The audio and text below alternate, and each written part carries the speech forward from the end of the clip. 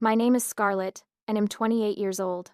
Right now, I'm sitting in my brand new Porsche 911 inches the driveway of my childhood home in Connecticut, and my hands are shaking.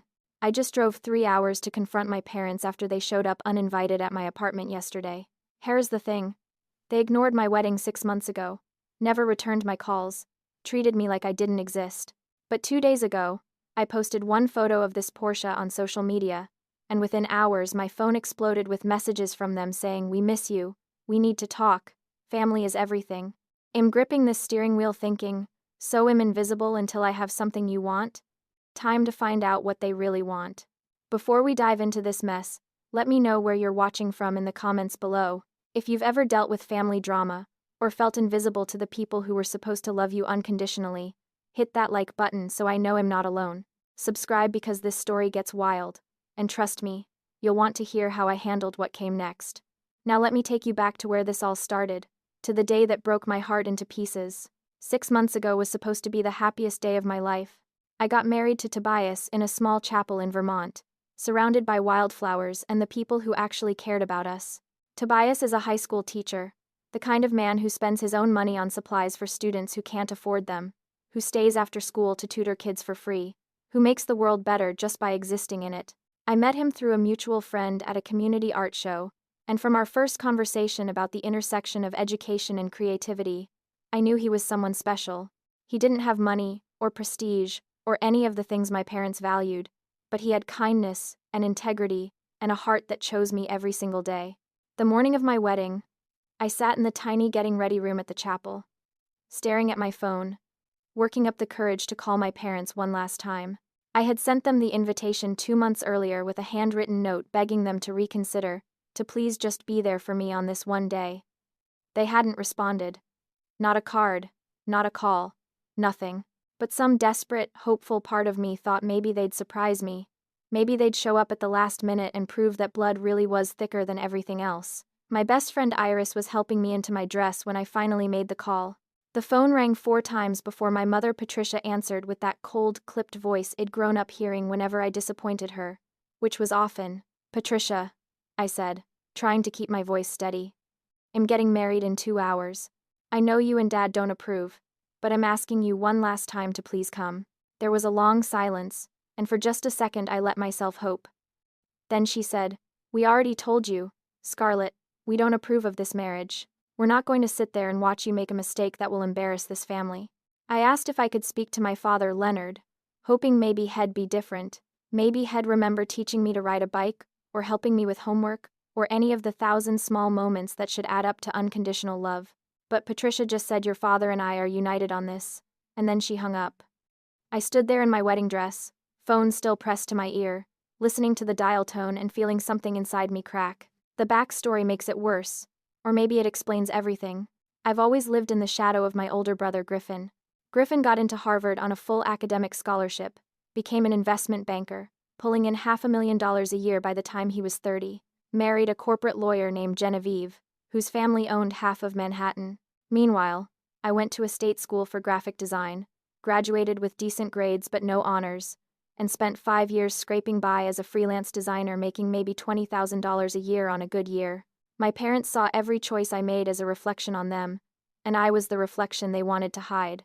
When I brought Tobias home to meet them for the first time, my father barely looked at him. My mother asked what his career prospects were, and when Tobias proudly said he'd just gotten tenure at his high school, the temperature in the room dropped 20 degrees. After that dinner, Patricia pulled me aside and said, "You could do so much better," which really meant he doesn't make enough money to make us look good. My wedding day proceeded without them. 12 people attended, including Tobias' wonderful parents who welcomed me like I'd always been their daughter, his sister Freya who became the sister I'd always wanted, and a handful of close friends who'd seen me through the hardest years. I walked down that aisle alone, no father to give me away, no mother crying happy tears in the front row. There were just empty seats where they should have been. Empty spaces that felt like they were swallowing all the joy I was supposed to feel. Tobias saw me notice those empty seats, and when we reached the altar he squeezed my hands and whispered, "You're not alone. You have me. You have all of us." I married him with tears streaming down my face, and I couldn't tell anyone whether they were happy tears or heartbroken ones, because honestly they were both. After the ceremony, Iris found me in the bathroom, reapplying mascara and trying to pull myself together. She hugged me hard and said, "You don't need people who don't value you, Scarlett. You deserve so much better than parents who only love you conditionally." I knew she was right, but it didn't stop the pain. That night at our tiny reception in the chapel's garden, I kept looking at the door, some stupid part of me still hoping my parents would walk through it and apologize and tell me they'd been wrong. They never came. The next day, high on the hope that maybe marriage would make them see me differently, I called and left a voicemail saying I loved them, and I hoped they'd want to be part of my life going forward. I called again a week later. Both calls went unreturned. After that second ignored voicemail, I made a decision that felt like cutting off a limb but also like survival. I stopped reaching out. I focused on building a life with Tobias, on creating the family I'd always wanted instead of begging for scraps from the one I was born into. The months after our wedding were hard in ways I didn't expect. Tobias and I lived in a one-bedroom apartment in Portland, Maine, that was about 600 square feet of cramped hope. The kitchen was so small we couldn't both stand in it at the same time. The bathroom had mysterious stains we never quite eliminated, and the bedroom window looked directly into our neighbor's bedroom window, which led to some awkward moments. But it was ours. Tobias' teacher salary of $42,000 a year barely covered our rent and basic expenses, which meant my freelance income was supposed to fill in all the gaps. The problem was that freelance graphic design is brutally inconsistent. Some months it'd land a logo project that paid $500. Other months it'd spend 60 hours on a complete brand package and make $300 because I was too afraid to charge what I was worth. I applied to 73 design agencies in 6 months. I kept a spreadsheet because seeing the numbers somehow made the rejection feel more scientific and less personal. Out of those 73 applications, I got 12 interviews, 3 second-round interviews, and 0 job offers. The feedback was always some version of "you're talented, but we're looking for someone with more corporate experience," which was code for "you don't have the right connections or the right pedigree." Every rejection email felt like my parents' voices in my head saying, "See, you're not good enough. You made the wrong choices. You should have listened to us." I started having panic attacks at 2 in the morning, lying awake next to Tobias, and spiraling into thoughts about how maybe I really had made a mistake. Maybe I really was a disappointment. Maybe I deserved to struggle. Then something shifted. A small tech startup called Vertex Tech, just 8 employees working out of a converted warehouse space, posted on a freelance board looking for someone to redesign their entire brand identity. The budget was tiny, only $2,000 for what should have been a $10,000 project, but I was desperate for work, and desperate to prove I could do something meaningful. I submitted a proposal that took me 3 days to write, including mock-ups and a whole creative strategy deck. They hired me. For 3 weeks, I worked 16-hour days, living on coffee, and the kind of obsessive creative energy that comes from finally having a chance to show what you can really do. I designed their logo, their website, their marketing materials, their product packaging, everything. I poured every ounce of skill and heart I had into making this tiny startup look like a major player. When I presented the final work, the CEO, a woman named Ramona who dropped out of MIT to build this company, literally stood up and hugged me. She said, "This is exactly what we needed. You understood our vision better than we did." Then she offered me something I hadn't expected. A full-time position as their creative director. The salary was $60,000, which was more money than I'd ever made, but the real value was in the equity. Ramona explained that they were giving early employees stock options, and while the stock wasn't worth much now, if the company grew, it could be significant. I said yes immediately, not even thinking about the equity, just thrilled to have stability and health insurance, and a title that meant something. 4 months later, everything changed again. A major tech corporation, one of the giants everyone's heard of, approached Vertex Tech about an acquisition. The negotiations happened fast, and suddenly, the company I'd poured my heart into was being bought for $30 million. When Ramona called me into her office to explain what this meant for my stock options, I genuinely didn't understand at first. She had to write the number down on paper. $250,000. That was my share. I stared at that number, written in Ramona's handwriting, and started crying. Tobias and I had been eating rice and canned beans for dinner 3 nights a week to save money. We'd been putting off going to the dentist because our insurance had a high deductible, and now we had $250,000. The first thing I did was pay off all our debts, which wasn't much but felt huge. The second thing was to buy Tobias the new laptop he needed for school, but had been too selfless to purchase. The third thing was something just for me, something I'd dreamed about since I was 16 years old and saw a Porsche 911 at a car show and thought someday, if I ever make it, that's what success looks like. I walked into that dealership in my jeans and old sweater, and the salespeople looked at me like I'd wandered in by mistake. But when I test drove that midnight blue 911 and felt the engine purr under my hands, I knew this was it. This was proof that I'd made it on my own terms, without my parents' money or approval or help. I bought it in cash, drove it home, and sat in the driveway for 20 minutes just breathing and feeling like maybe, finally, I was enough. Tobias was proud of me but also worried. That night, as we sat on our lumpy couch eating takeout sushi, the first expensive meal we'd let ourselves have in months, he asked, "Are you going to tell your family?" The question hit me harder than I expected.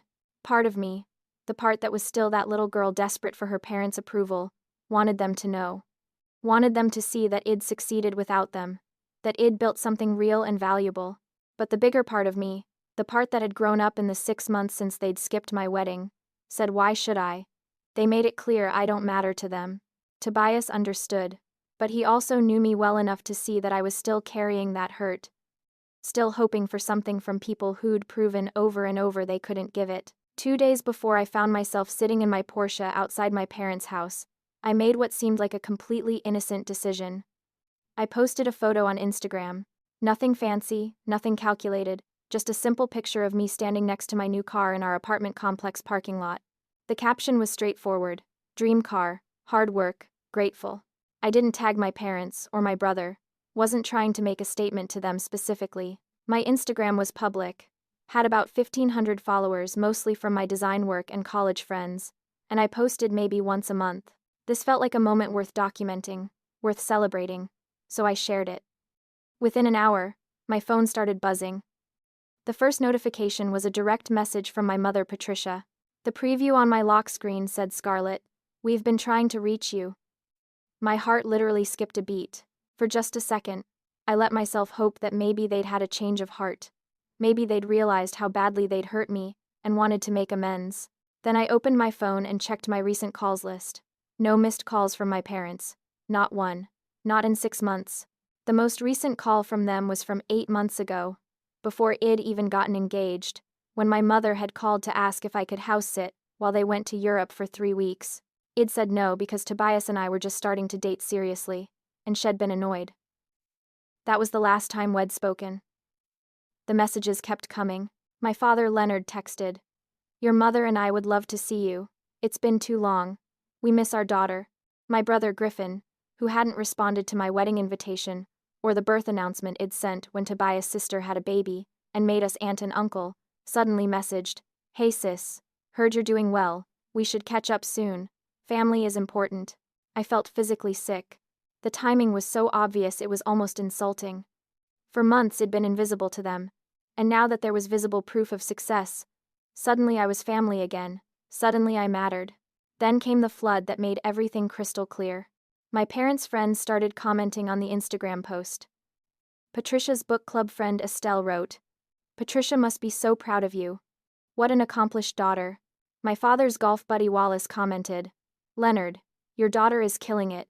You must be thrilled." Each comment was a knife because I knew the truth. My parents hadn't been proud, hadn't been thrilled, had actively chosen to exclude me from their lives until this moment. I showed Tobias the phone, my hands shaking with anger and hurt and confusion. He read through the messages, and his face went hard in a way I rarely saw. He said, "They ignored our wedding. Scarlett, they pretended you didn't exist, and now they care because you have a nice car? This is disgusting." I felt torn in 2 directions. One part of me was furious, wanted to block them all and never look back. But there was this other part, this desperate, childish part that still remembered being 7 years old and my dad teaching me to swim, or being 12 and my mom helping me pick out a dress for the school dance. That part wondered if maybe, just maybe, the car wasn't the real reason. Maybe they'd been planning to reach out anyway and this was just coincidence. Tobias saw me wavering and said, "Babe, I love you, but you can't make excuses for them. Look at the evidence." He was right, but hope is a stubborn thing, especially when it comes to parents. The next morning, everything escalated.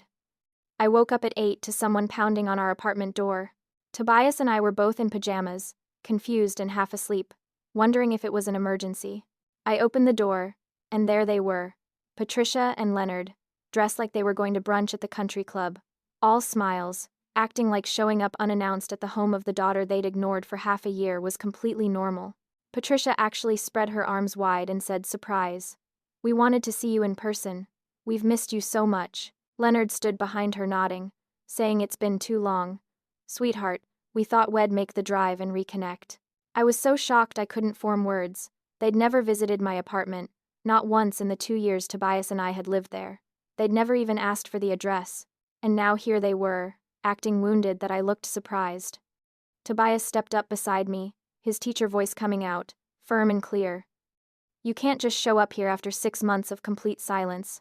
Patricia's smile faltered slightly, but she recovered quickly, saying, "We're family, Tobias. We don't need an invitation to see our daughter." The audacity of that statement, the sheer entitlement, made something snap into place for me. I found my voice and said, "You need to leave. I need time to process this." Leonard actually looked hurt, said, "We drove all this way. Can't we at least come in for coffee?" I repeated, more firmly, "Leave, please. I'll contact you when I'm ready." After they left, I sat on the couch shaking. Tobias sat next to me, giving me space but staying close. He finally said, "What are you thinking?" And I realized I was thinking that I needed answers, real answers, not whatever performance they'd just tried to put on. I needed to look them in the eye and ask them directly why they were really here, what they really wanted. Tobias understood immediately. He said, "If you're going to confront them, do it on your terms, in a place where you feel strong." So I made a decision. I would drive to Connecticut, to the house I grew up in, and I would get the truth. I packed a bag, got in my Porsche, and started the 3-hour drive south, my heart pounding the entire way. The house looked exactly the same as I remembered. My parents lived in Greenwich, Connecticut, in a colonial-style mansion my father had bought when his law firm started representing Fortune 500 companies. 6 bedrooms, 4 bathrooms, a pool in the back. The kind of place that screamed we've made it. I grew up in that house always feeling like I was a disappointment to its walls, like the house itself knew I wasn't good enough for its zip code. Griffin's academic awards had covered the hallway wall, his Harvard acceptance letter framed in the study, while my state school acceptance had gotten a, "Oh, that's nice," and been stuffed in a drawer. Coming back here now, in my Porsche that I'd earned myself, should have felt triumphant. Instead, it just felt sad. I parked in the circular driveway, walked up to the front door, and rang the bell. My mother answered within seconds, like she'd been waiting. She was dressed perfectly as always, hair blown out, makeup flawless, the uniform of a woman whose entire identity was wrapped up in appearances. Her smile was automatic, practiced. "Scarlett, darling, what a wonderful surprise. Come in, come in." I didn't move from the doorstep. I said, "We need to talk, Mom, right now, no games." Something flickered in her eyes, annoyance maybe, but she maintained the smile and stepped aside. We sat in the living room, the same room where they'd told me they wouldn't attend my wedding, the same couch where my mother had said marrying a teacher would be social suicide. I sat across from them, and for the first time in my life, I felt like I had power in this dynamic. Patricia and Leonard sat together, united front, looking at me with expressions that were trying for concerned, but landing somewhere around calculating. I didn't waste time on pleasantries. I pulled out my phone, opened the call log, and said, "You ignored me for 6 months, didn't return a single call, not on my birthday, not on Christmas, not once. Then I post one photo of my car and suddenly you're at my door. Explain that." My father tried first, using his lawyer voice, calm and reasonable. "Scarlett, we've always cared about you. You're our daughter. Family doesn't stop being family." I cut him off. I said, "If that's true, why didn't you come to my wedding?" Patricia jumped in, and this is where the mask started to slip. She said, "You married that teacher against our wishes. What did you expect us to do? Celebrate a mistake?" The venom in the word teacher made my blood boil, but I kept my voice steady. I said, "His name is Tobias, and he's the best man I know. But that's not the point. The point is you cut me off completely and now you want back in. Why?" The truth came out in pieces, like pulling teeth. My mother admitted they'd been embarrassed by my choice to marry Tobias. She actually said we didn't want our friends to know our daughter married someone so ordinary. It reflects poorly on us. Each word was a slap, but I made myself sit there and take it, to really hear what they were saying. My father added that when Id stopped calling them, They'd assumed I was choosing Tobias over family, and they were simply respecting my choice. The gaslighting was masterful, turning their rejection into my abandonment. Then I asked the question I'd driven 3 hours to ask. So what changed? Why now? There was a pause, and in that pause I saw Leonard and Patricia exchange a look. My mother spoke first, her voice taking on a vulnerable quality that would have fooled me 6 months ago but now just sounded manipulative. She said, "We saw your post, and realized you've done well for yourself. And we're proud of you, and we want to be part of your success." I actually laughed, a bitter sound. I said, "You want to be part of my success? You mean you want to tell your friends about it so you look good?"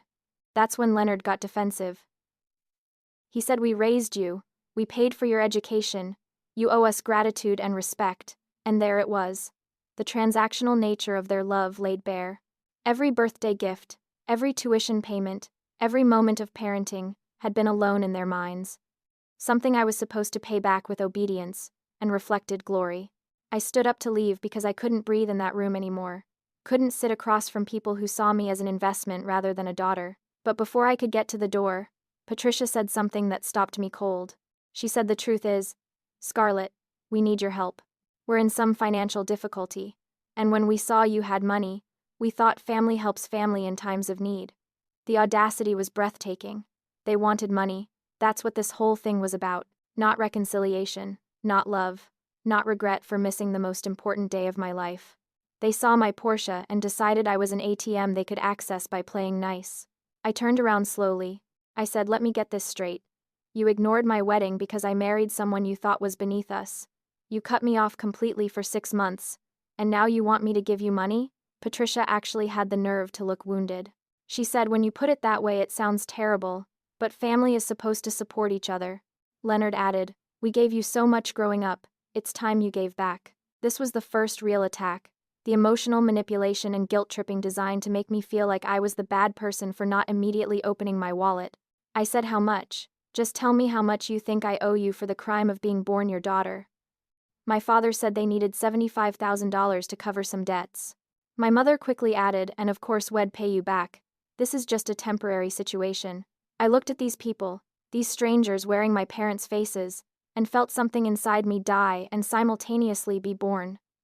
The part that needed their approval died. The part that knew my own worth was born. I said, "No. I'm not giving you money. I'm not giving you access to my life. I'm done." Patricia grabbed my arm as I turned to leave again, her perfectly manicured nails digging in. She said, "If you walk out that door, you're choosing to abandon your family, and you'll regret this." I pulled my arm away and walked out, my whole body shaking with rage and hurt, and a strange kind of relief. I drove back to Portland in a daze, my conversation with Tobias when I got home a blur of tears and anger. He held me while I cried, while I raged, while I cycled through every emotion a person can feel. He kept saying, "You did the right thing. You set a boundary. I'm proud of you." But even as he said it, even as I knew intellectually that I'd made the right choice, there was this voice in my head saying, "Maybe you're being selfish. Maybe you should just give them the money and make peace." Tobias saw me wavering and said, "Babe, if you give in now, they'll know they can manipulate you forever. This won't be the last time they ask." He was right, and I was about to learn just how right. Within 48 hours, the attacks began in earnest. My phone started ringing with calls from extended family members I hadn't heard from in years. My Aunt Maxine, my mother's sister, called first.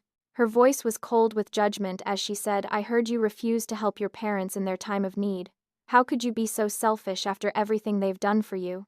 I tried to explain my side, tried to tell her about the wedding they'd skipped, about the months of silence, but she talked over me saying, "I don't want to hear excuses. Scarlett, family is family." My cousin Emmett texted, "Heard you're too good for the family now that you have money. That's really disappointing."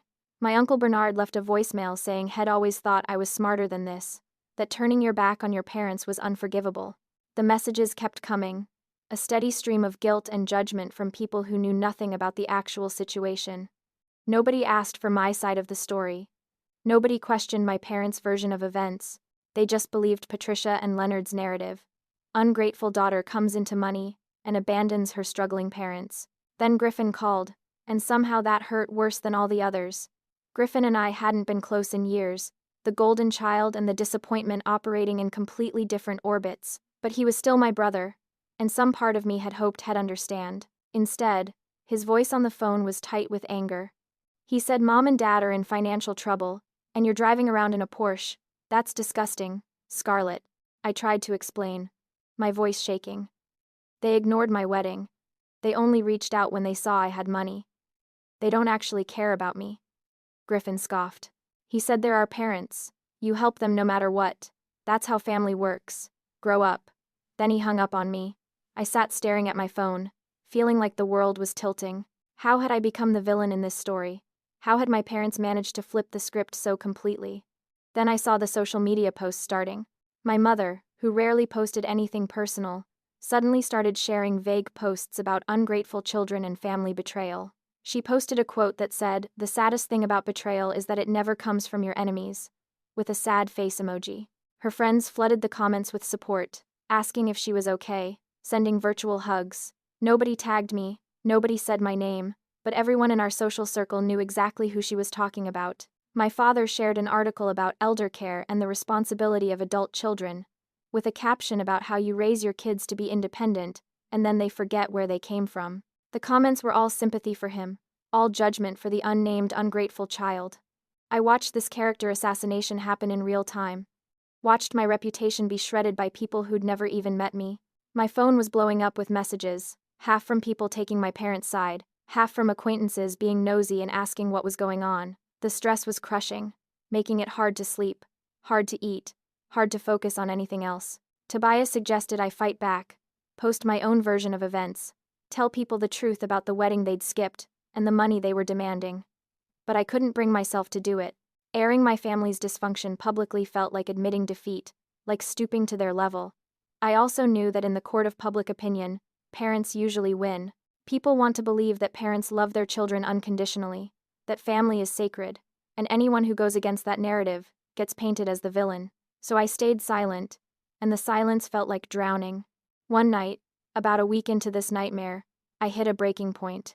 I was sitting in our apartment, scrolling through another round of passive-aggressive social media posts from my mother, reading another text from a family member I barely knew, telling me I should be ashamed of myself. I started crying so hard I couldn't breathe, thinking maybe I should just give them the money. Maybe it would be worth $75,000 to make this stop. Tobias found me on the bathroom floor, hyperventilating, and he sat down next to me and held me until I could breathe again. He said, "I know this is hard. I know it feels impossible, but you cannot let them break you. You've done nothing wrong. This is their manipulation, their abuse, and you're strong enough to survive it." I wanted to believe him, but in that moment, I felt anything but strong. Just when I thought things couldn't possibly get worse, they did. I got a call from Lacey, my childhood best friend. Lacey and I had been inseparable from ages 8 to 18, shared every secret, dreamed about our futures together. Wed drifted apart after college, different cities and different lives pulling us in different directions. But Wed stayed friendly, exchanging birthday messages and the occasional comment on each other's posts. When I saw her name on my phone, I felt a rush of relief. Finally, someone from my old life who might actually be on my side. Lacey's voice was warm and sympathetic when I answered. She said, "Scarlett, I heard about what's happening with your family. I'm so sorry you're going through this. It sounds really hard." I started crying immediately, just hearing someone acknowledge my pain instead of attacking me. She said, "I'm going to be in Boston next week for work. Do you want to meet for coffee? I'd love to see you and catch up." Boston was only 2 hours from Portland, and the idea of seeing a friendly face felt like a lifeline. I said yes immediately, grateful for what I thought was genuine support. The day of our coffee date, I drove down to Boston feeling hopeful for the first time in weeks. I got to the cafe early, ordered a latte, and waited at a corner table. When Lacey walked in, she looked exactly like I remembered. Blonde hair in a ponytail, bright smile, the kind of person who made everything feel easier. We hugged, and for a few minutes, it felt like old times.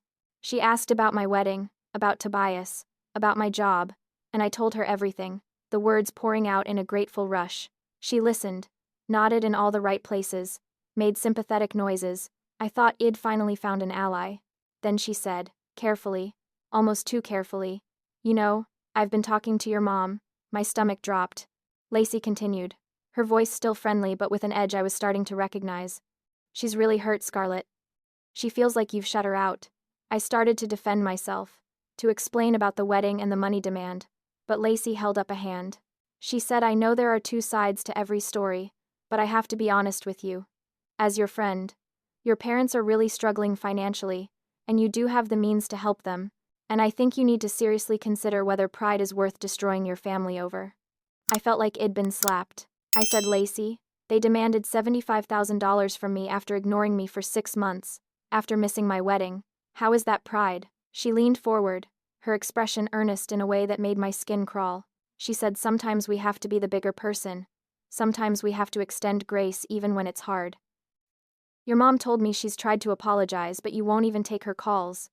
I couldn't believe what I was hearing. I pulled out my phone, showed her my call log, the complete absence of any calls from my mother. I said she hasn't tried to apologize, she hasn't tried to reach out except to ask for money, and you're believing her lies over what I'm telling you. Lacey sat back, and her expression shifted to something pitying. She said, Scarlett, I'm trying to help you here. I'm trying to make you see that you're making a mistake. Your parents love you, they're just in a tough spot, and refusing to help them is going to be something you regret for the rest of your life. That's when I realized this whole coffee date had been a setup. Patricia had recruited Lacey to talk sense into me, and Lacey had agreed, had pretended to be my friend while actually working as my mother's spy. I stood up from the table, my hands shaking. I said, I thought you were my friend, but friends don't ambush each other. Friends don't take sides without hearing the full story. Lacey had the audacity to look hurt. She said, I am your friend. That's exactly why I'm doing this. You're going to thank me someday when you realize I was trying to save your relationship with your family. I grabbed my purse and walked out of that cafe, feeling more alone than I'd ever felt in my life.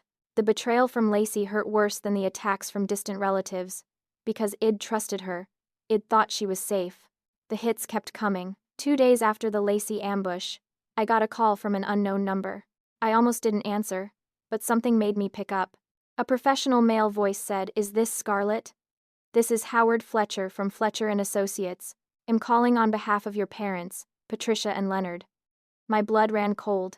He explained that my parents had retained legal counsel regarding certain gifts they'd provided me over the years. He said they have documentation showing they gave you approximately $75,000 in various forms throughout your life, and they consider these to have been loans rather than gifts. They're demanding repayment.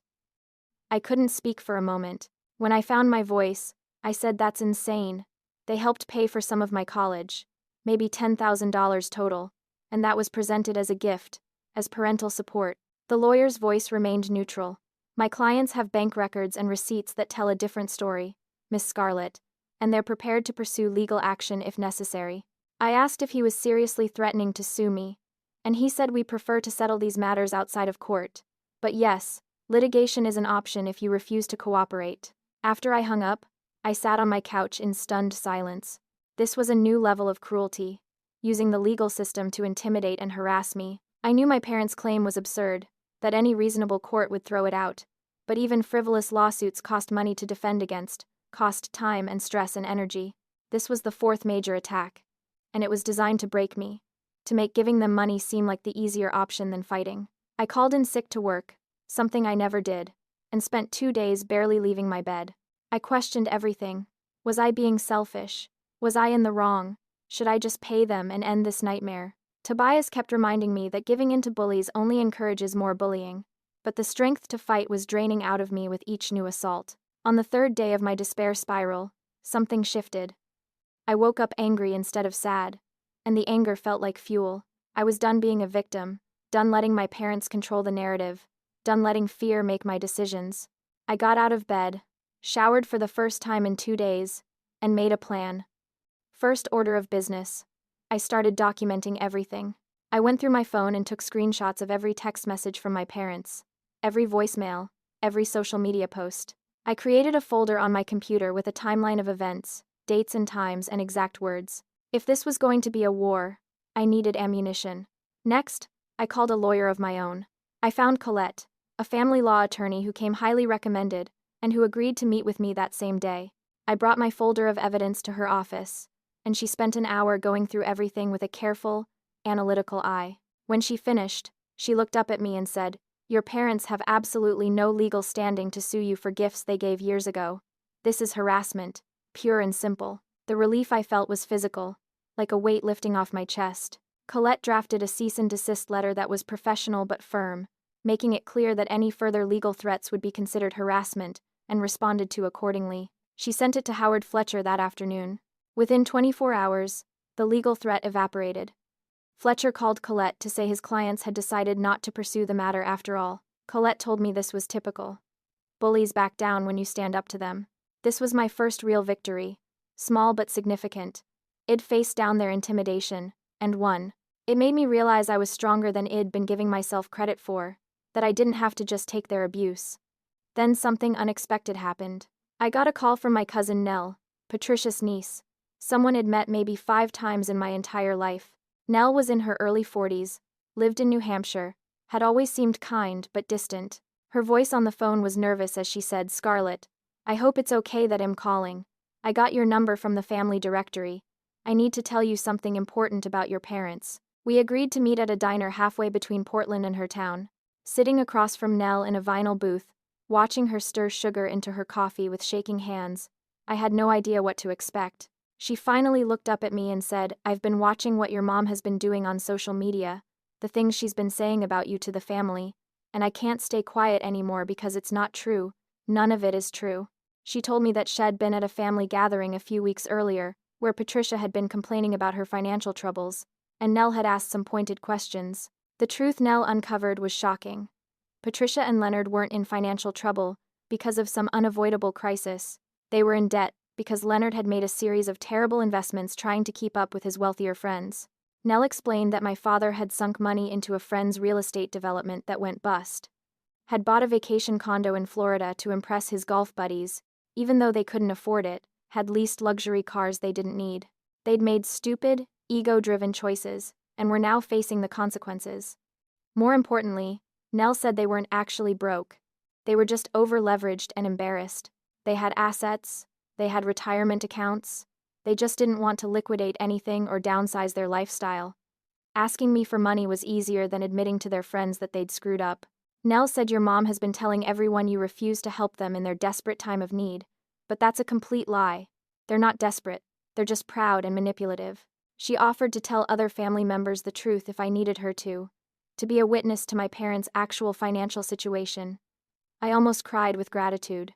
Finally, someone from the family who saw through the lies, who was willing to stand up for the truth. Nell became my first ally, my first proof that I wasn't crazy, that my perception of reality was valid. Around the same time, I reconnected with Tobias' sister Freya in a deeper way. Freya was a social worker who specialized in family trauma and dysfunction, and one night over dinner at our apartment, I broke down and told her everything. She listened with her professional compassion, and then said something that changed my perspective entirely. "Scarlett, what you're describing is a textbook case of narcissistic family dynamics. Your parents see you as an extension of themselves rather than as a separate person, and when you didn't perform the role they assigned you, they discarded you, and now that you have something they want, they're trying to hoover you back in." She explained hoovering, explained narcissistic supply, explained all these concepts I'd never heard but that fit my experience perfectly. She said the smear campaign, the flying monkeys like Lacey, the legal threats, these are all standard tactics. You're not crazy, this is abuse. Having a name for what I was experiencing, having a framework to understand it, made me feel less alone. Freya offered to help me practice setting boundaries, to role-play the next conversation I'd have with my parents, so I could go in prepared and strong. Armed with Colette's legal expertise, Nell's insider knowledge, and Freya's therapeutic support, I started to feel like I had a team. I wasn't fighting this battle alone anymore. I had people who believed me, who saw my worth, who weren't going to let my parents destroy me. We spent an evening at my kitchen table strategizing. I decided I would confront my parents one more time, but this time I would be the one in control. I would set clear boundaries, make my position known, and walk away with my dignity intact. I practiced what I would say, how I would respond to their manipulation tactics, how I would stay calm even when they tried to provoke me. That same week, Griffin called again, and this time the conversation was different. His voice was uncertain, lacking the righteous anger from before. He said, "I've been talking to Nell, and she told me some things that don't match up with what Mom and Dad have been saying." I didn't gloat, didn't say I told you so. I just listened. Griffin admitted he might have jumped to conclusions, that head always believed our parents without question, because that was easier than examining their behavior critically. He said I'm starting to think I don't actually know the whole story, and I'm sorry for attacking you without hearing your side. It wasn't a complete apology, it wasn't full accountability, but it was movement in the right direction. Griffin wasn't fully on my side yet, but he wasn't actively against me anymore, and that felt like progress. I drove to Connecticut one last time on a Saturday morning, and this time Tobias came with me. Having him in the passenger seat, his hand on my knee, his steady presence beside me, made all the difference. We'd rehearsed this conversation so many times I could have done it in my sleep. I knew every manipulation they might try, every guilt trip, every deflection, and I had responses ready. As we pulled up to my parents' house, Tobias squeezed my hand and said, "You've got this. I'm right here with you, no matter what happens." I rang the doorbell, and Patricia answered, looking annoyed, like we'd interrupted something important. Before she could launch into whatever performance she'd planned, I walked past her into the living room. Leonard was sitting in his usual chair reading the newspaper, and he looked up with manufactured surprise. I didn't wait for them to set the tone. I stood in the center of the room and said, "I'm here to tell you exactly how this is going to go from now on, and you're going to listen." I laid out everything I'd learned. I know you're not actually in financial crisis. I know you made bad investments and are too proud to deal with the consequences honestly. I know the legal threat was complete nonsense, and my lawyer shut it down immediately. Patricia's face went pale, then red. She started to speak, but I held up my hand. I said, "I'm not finished. You're going to hear all of this." I told them I knew about the smear campaign, about recruiting Lacey to ambush me, about lying to the family. I said I have documentation of everything, and if you continue to harass me, or slander me, I will show everyone exactly what you've been doing. Leonard tried the guilt trip one more time, his voice taking on that wounded father tone. "After everything we've done for you, after we raised you and provided for you, this is how you treat us?" I didn't flinch. I said, "You provided the basics that parents are supposed to provide, and am grateful for that, but that doesn't give you ownership of my life or my money. That doesn't mean I owe you $75,000. That doesn't excuse you skipping my wedding or ignoring me until you wanted something." Patricia's mask finally dropped completely. Her voice turned sharp and mean. The voice I remembered from every time I'd disappointed her growing up. "You were always ungrateful, always difficult, always choosing the wrong path." I responded calmly, "No, I was always just not Griffin. I was always just not what you wanted me to be, and you punished me for that my entire life. I'm done apologizing for being myself." I told them I was willing to have a relationship with them in the future, but only under specific conditions. They needed to acknowledge the pain they'd caused, genuinely apologize for missing my wedding, and for the harassment campaign, commit to treating me with basic respect, and accept that I would never be giving them money. Until those conditions were met, I was going no contact, no calls, no texts, no showing up at my home. If they violated these boundaries, I would block them on everything and they'd never hear from me again. Leonard and Patricia sat there, stunned. They'd clearly expected me to eventually cave, to prioritize family peace over my own dignity. They didn't know what to do with this version of me, the one who stood her ground and refused to be manipulated. Leonard finally found his voice. "You're going to regret this. You're going to end up alone and bitter." I looked at him and said, "The only thing I regret is not standing up to you sooner." And I turned and walked out, Tobias right beside me. As we reached the car, Leonard called after us, "You'll come crawling back. You'll see. Family is all you have in the end." I didn't even turn around. I got in my Porsche, started the engine, and drove away from that house feeling lighter than I'd felt in months. Tobias was grinning, saying, "That was amazing. You were so strong. I'm so proud of you." I felt proud of myself too, proud that I'd finally chosen my own peace over their approval. The weeks that followed were quiet in the best way. The social media posts stopped. The attacking calls and texts from relatives dried up. Nell had started setting the record straight with family members, telling them the truth about my parents' financial situation and their behavior. Some relatives reached out to apologize, awkward messages saying they'd been told a different story, and they were sorry for judging me. Others stayed silent, and I decided that was fine. I didn't need everyone to understand. I just needed to protect my own peace. Griffin reached out with a longer, more genuine apology. He admitted had been blind to our parents' faults because it was easier to be the golden child than to question the system that benefited him. He said he wanted to rebuild our relationship slowly. No pressure, just siblings trying to actually know each other. I appreciated his honesty, and agreed to coffee once a month, baby steps towards something that might eventually feel like real family. 3 months after that final confrontation, I got promoted at work. Ramona made me vice president of creative, a title that came with a significant raise and more equity in the company. Tobias and I started seriously house hunting, looking at places with yards and home offices and room for the future we were building together. We found a beautiful craftsman-style house in Cape Elizabeth, Maine, right near the ocean, and we made an offer that got accepted. The day we got the keys, we sat on the empty living room floor, eating takeout pizza, and Tobias said, "We did this. We built this life. No one gave it to us." It never felt more genuinely happy.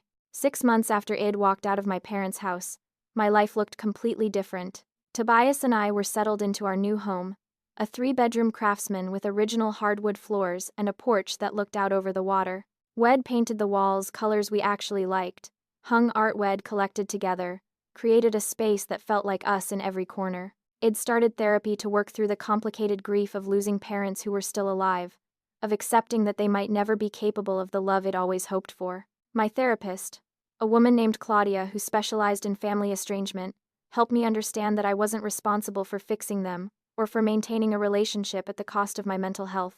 Claudia said something in one of our early sessions that stuck with me. You can't control their behavior, only your response to it, and choosing to protect yourself from abuse isn't selfish, it's survival. I was learning to let go of the guilt, to stop questioning whether Id made the right choice. The peace I felt in my daily life, the joy I experienced in my marriage and my friendships, was proof that I'd chosen correctly.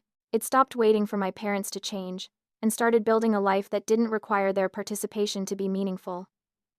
My relationship with cousin Nell had deepened into genuine friendship. We texted almost daily, met for lunch every few weeks, and Shed became one of my closest confidantes.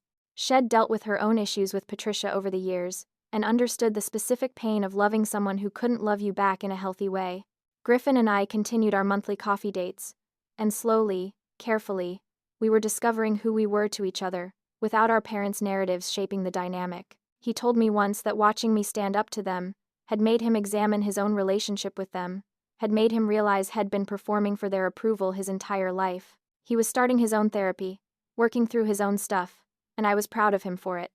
My career continued to thrive in ways I'd never imagined. The company launched 3 major products that Id led the creative vision for, and each one succeeded beyond projections. I was managing a team of 15 designers, mentoring young creatives, building the kind of career Id dreamed about back when I was struggling to make rent. Id bought Tobias the vintage motorcycle he'd wanted since he was a teenager, and we spent weekends riding along the coast, helmets on, wind in our faces, completely free. These were the moments when I felt most grateful for the choice Id made, most certain that Id saved my own life by walking away from toxicity. One ordinary Tuesday in November, I came home from work to find a letter in the mailbox. The return address was my parents' house, and my heart did that familiar lurch of anxiety. I almost threw it away without opening it, scared of what fresh manipulation might be inside. But Tobias, who'd been getting the mail, said maybe you should at least see what it says, you can always throw it away after. So I opened it carefully, like it might explode, and started reading my mother's handwriting. The letter was different from anything Patricia had ever written to me. It started with, "I've been in counseling for the past 4 months, and my therapist has helped me start to understand the ways I've hurt you." There was no but, no deflection, no list of my failings to balance out her admission. She wrote, "I'm not good at apologies.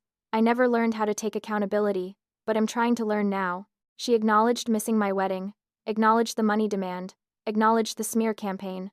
She didn't make excuses, didn't try to justify any of it. She just said I was wrong. "I hurt you deeply, and I understand if you never want to speak to me again. But I wanted you to know, I'm working on being better." The letter ended with, "If you're ever willing to talk, I'm here. But I won't push. I won't show up uninvited. Respect whatever boundaries you need." I sat on my porch reading and rereading that letter, emotions swirling in a complicated mess. Part of me wanted to crumple it up, to not let hope back in. But another part, the part that still remembered my mother teaching me to braid hair, or making my favorite cookies when I was sick, wanted to believe change was possible. I showed the letter to Tobias, to Freya, to Claudia, getting perspectives from people I trusted. After 2 weeks of thinking, I decided to respond. I wrote my own letter, careful and honest. I told my mother that I appreciated her apology, that it meant something to hear her take responsibility, but I also laid out clearly what I needed to feel safe moving forward. Continued therapy on her part, specific acknowledgement of the damage done, commitment to respecting my boundaries, and absolutely no expectations of immediate reconciliation or of things going back to how they were. I explained that trust had been broken and would take years to rebuild, if it could be rebuilt at all. I said I was willing to have one phone call as a starting point, but that was it.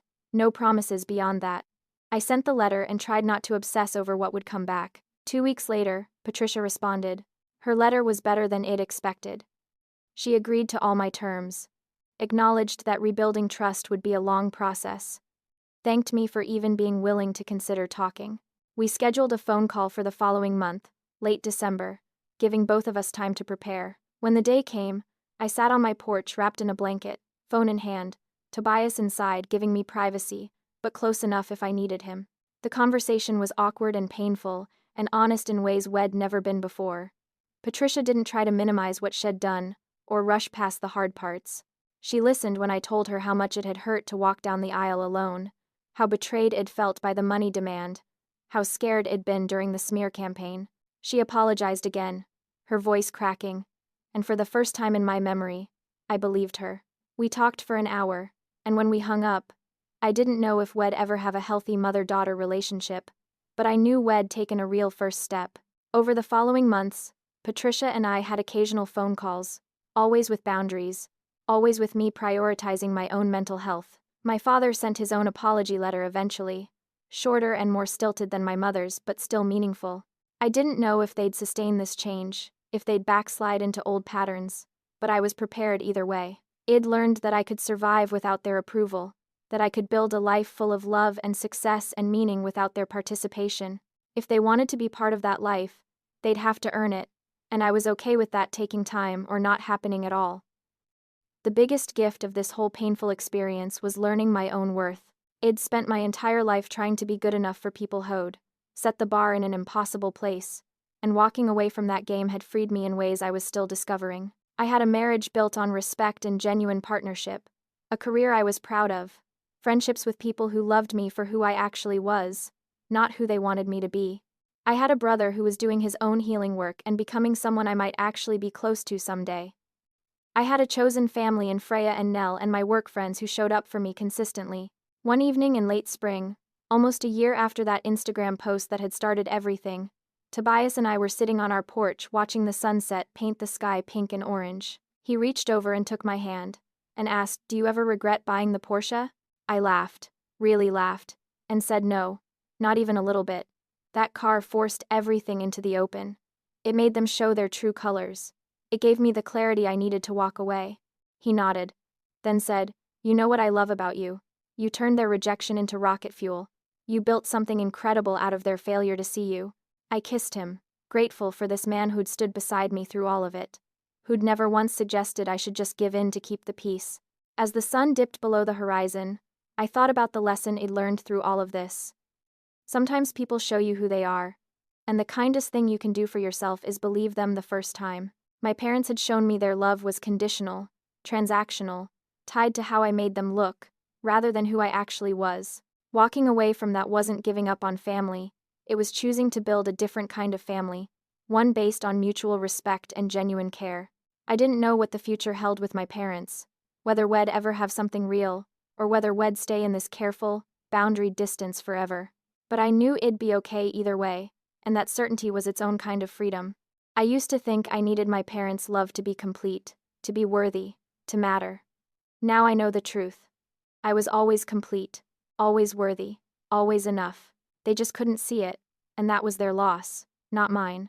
I have Tobias, I have our home, I have my career, I have people who love me without conditions, I have myself, and I've learned to be proud of who that person is. The girl who walked down the aisle alone found her way to a life fuller and richer than she'd ever imagined, and she did it by choosing herself when no one else would. That's the story I want to tell, not the story of rejection but the story of resilience, of discovering that you can be your own hero when the people who were supposed to play that role refuse to show up. So here's what I want to know from you. Have you ever had to set boundaries with family members who didn't respect you?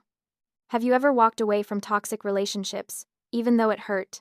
Drop your stories in the comments because I promise you're not alone in this struggle, and sharing our experiences helps all of us feel less isolated. If this story resonated with you, hit that like button and subscribe to this channel because I'm committed to telling real stories about real struggles, no sugarcoating, no fairy tale endings, just honest conversations about what it takes to survive and thrive when life gets complicated. Share this video with anyone who might need to hear that it's okay to choose yourself, that protecting your peace isn't selfish, that you deserve people in your life who love you for who you actually are. Thank you so much for listening to my story, for being part of this community, for showing up and engaging with these difficult topics. I'm sending you all so much love and strength, especially if you're in the middle of your own family drama right now. Remember, you are enough, exactly as you are, and anyone who can't see that doesn't deserve access to your life. Take care of yourselves, set those boundaries, and I'll see you in the next video.